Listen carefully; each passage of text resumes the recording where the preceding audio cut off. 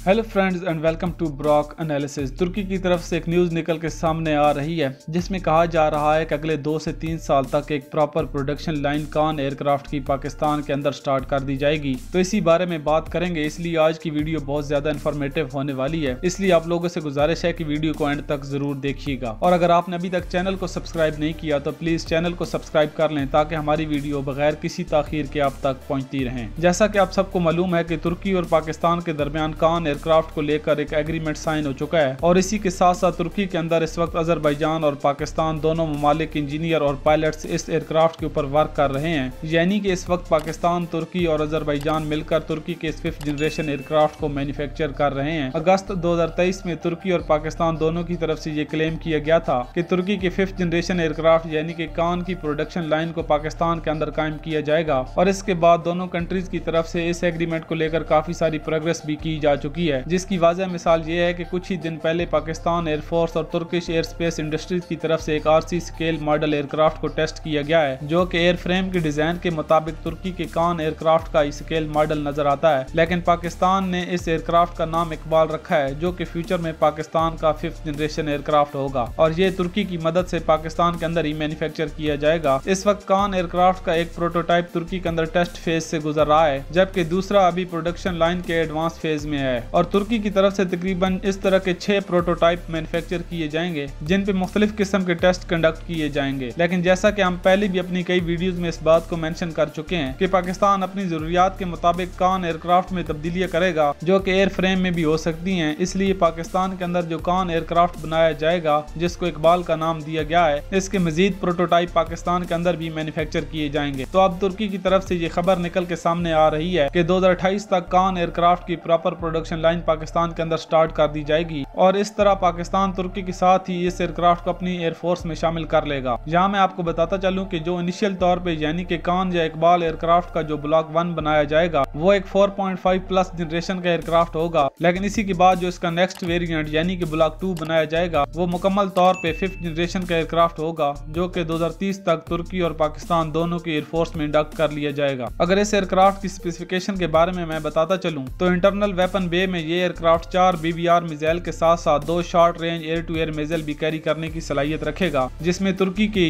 बोजदोगान, गोगदोगान और गोखान जैसे long range air to air missile शामिल हैं। और पाकिस्तान के मकामी तौर पर मैन्युफैक्चर किए गए वैरायटी ऑफ मिसाइल भी इस एयरक्राफ्ट के साथ इंटीग्रेट किए जा सकेंगे। इसी के साथ साथ ग्राउंड अटैक के लिए ग्लाइड मिनिशन के साथ क्रूज मिसाइल भी इसके वेपन बे में इंटीग्रेट की जा सकती है, जबकि एंटी रेडिएशन या एंटी शिप रोल के लिए भी ये एयरक्राफ्ट मिसाइल फायर करने की कैपेबिलिटी रखेगा। पाकिस्तान के इस 5th जनरेशन एयरक्राफ्ट को लिंक 17 के साथ कनेक्ट किया जाएगा, जिसके जरिए ये एयरक्राफ्ट पाकिस्तान की तमाम आर्मेड फोर्सेज बशमूल आर्मी और नेवी के साथ कोलैबोरेट करके मिशन कंडक्ट कर सकेगा। फ्रेंड्स, इस एयरक्राफ्ट की 2 असेंबली लाइन यानी कि एक तुर्की और दूसरी पाकिस्तान में स्टार्ट की जाएगी और इसमें तुर्की और पाकिस्तान दोनों ममालिक को यकसा फायदा हासिल होगा, जिसमें तुर्की और पाकिस्तान दोनों की एयरफोर्सेज में rapidly maximum numbers of aircraft को इंडक्ट किया जा सकेगा। इसी के साथ साथ इस एयरक्राफ्ट की एक्सपोर्ट को भी बहुत तेजी से डिलीवर किया जाएगा और अगर किसी एक प्रोडक्शन फैसिलिटी में कोई टेक्निकल फॉल्ट आता है या किसी एक फैसिलिटी को अगर मौजूदा फ्लीट को ओवरऑल करने के लिए यूज किया जाता है तो वहीं पे सेकंड प्रोडक्शन फैसिलिटी इस काबिल होगी कि वो नए एयरक्राफ्ट मैन्युफैक्चर कर सके। तो ये वो गोल है जो इस वक्त तुर्की और पाकिस्तान लेकर चल रहे हैं, जिसमें अजरबैजान भी शामिल है। यहाँ पे एक और बात भी वाज़ेह करता चलूँ कि अजरबैजान के अंदर इन एयरक्राफ्ट की प्रोडक्शन लाइन को फिलहाल तक शिफ्ट करने का कोई भी चांस नजर नहीं आ रहा, लेकिन हो सकता है कि फ्यूचर में अजरबैजान में भी कान एयरक्राफ्ट की प्रोडक्शन फैसिलिटी को कायम किया जाए। अगर पाकिस्तान के इकबाल एयरक्राफ्ट की बात करूं तो ये एयरक्राफ्ट पाकिस्तान के J-10C और JF-17 ब्लॉक 3 के साथ साथ पाकिस्तान के फ्यूचर कैट्स यानी कि कम्बैट एयर टीमिंग सिस्टम को भी कम्प्लीमेंट कर सकेगा। इकबाल एयरक्राफ्ट को खासकर एयर टू एयर कम्बैट या एनिमीज एयर डिफेंस शील्ड को पेनिट्रेट करने के लिए डिजाइन किया जा रहा है, क्योंकि इस एयरक्राफ्ट के रेडार की जो रेंज प्लान की गई है